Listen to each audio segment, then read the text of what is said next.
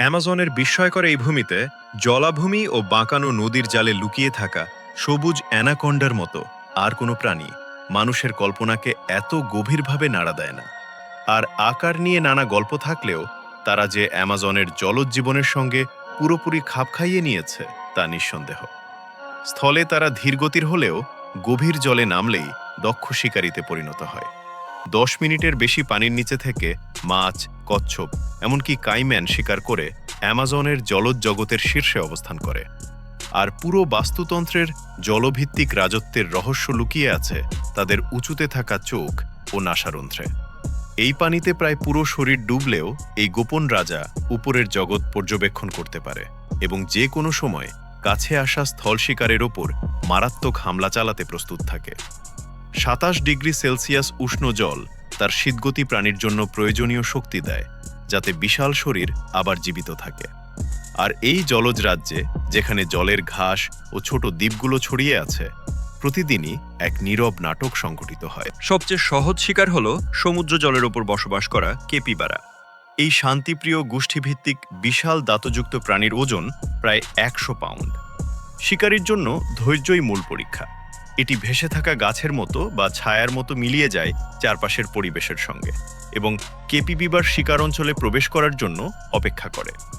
বজ্রগত আঘাত এক মুহূর্তে শুরু হয়। পেছনের দিকে বাঁকা শতাধিক শক্ত দাঁত ত্বকে ধরা পড়ে শাসনের ঘোষণা দিয়ে।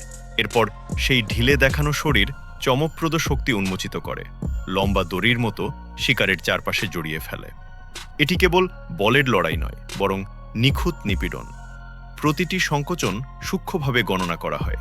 শিকারের বুকেকে চাপ প্রয়োগ করে রক্তস্রোত বন্ধ করা হয়, যতক্ষণ না হৃদস্পন্দন নীরবতায় থেমে যায়।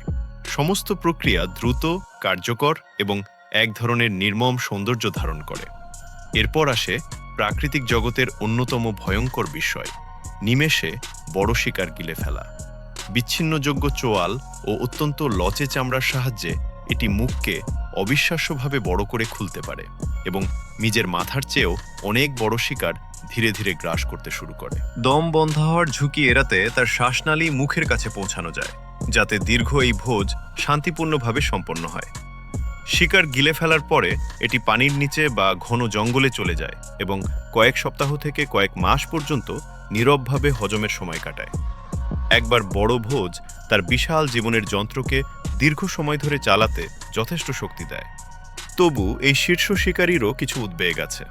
তার চমৎকার ছাপযুক্ত চামড়া এবং বিশাল আকার, সঙ্গে মিথ্যার গাথা কাহিনী মানুষকে দীর্ঘদিন ধরে তার প্রতি আকৃষ্ট করে রেখেছে।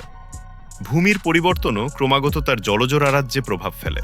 তবে আমাজনের বিস্তীর্ণতা ও জটিলতা, তার ধীর ও গোপন চলাফেরা আজও বর্ষার জঙ্গলের গভীরতম কোণে তাকে অদ্বিতীয় একটি অবাধ্য অঞ্চল বজায় রাখতে সাহায্য করছে। আমাজনের আরও রহস্যময় ঘটনা জানতে চাইলে চ্যানেলটি সাবস্ক্রাইব করো এবং একটা কমেন্ট করো।